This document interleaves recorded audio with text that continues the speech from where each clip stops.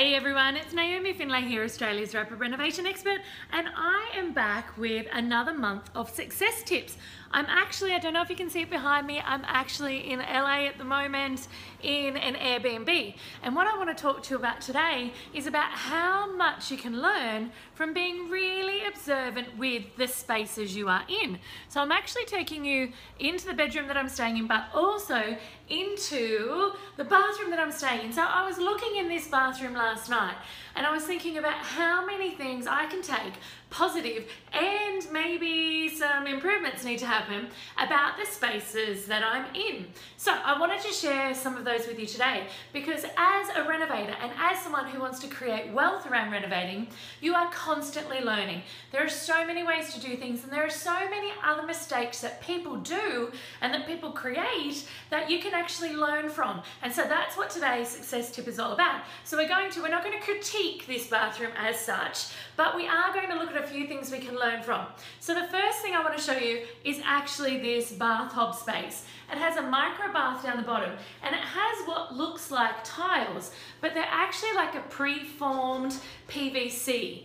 So this entire unit here is modular. So the lesson that I take from that is that with a massive cement rendered cavitied building, there obviously needed to be some substantial planning in place for them to be able to just slot in a prefab, preformed bath and shower wall unit into this space. So the lesson here is all about pre-planning.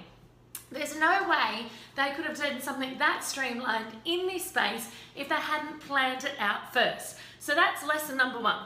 Lesson number two is behind this door. I'm going to show you all the way down here. You can see we've got substantial bogging and gapping going on. So we all know that fillers are an essential part to any renovation. Fillers and sealants and all those sorts of things that we use.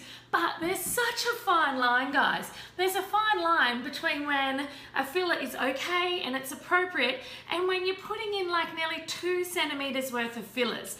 So what that does for me, it tells me that unlike the bathroom area, this wasn't planned very well. Someone cut before they measured twice, and instead of just putting in another piece of timber there, they've actually bogged it up. So what that does, it completely detracts from the re-kit, the remodel, the renovation. It makes you question what else is bogged, and in the end, it seeds doubt in the buyer's mind, which is not a winner for anybody. All right, now the next really amazing positive that I want to show you in this space. So this is obviously the mirror and the vanity area just here. They've done a really cool job. It's a lovely stone bench top with an inset basin, which is great. So I know that this wall here is actually shared with the apartment next door. So there's no way that we could put in, in literally this thick wall, a shared cabinet if it's backed onto an external wall. But what they have done is they've thought outside the box. They've thought laterally, literally.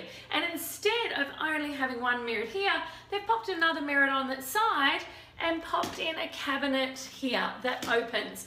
So, because this wall is actually shared within the apartment, so it's not an external shared wall with another apartment. All right, so we have 3 things here that we can learn from. The amazing ability to plan, and that's from having a prefab unit put straight into perfectly fitting an existing slot. The when enough is enough. When it's not okay just to keep gapping and keep filling, and when it actually gets to the point where it actually degrades your renovation, which is so uncool, and of course how important it is to think laterally. But the big key from this, guys, is no matter where you are in the world, no matter what you're doing in the world, there is always a space you can learn from to take home positives and to also learn from other people's mistakes or other people's challenges. So on that note, guys, I'll leave you with that. Until next month, let's renovate.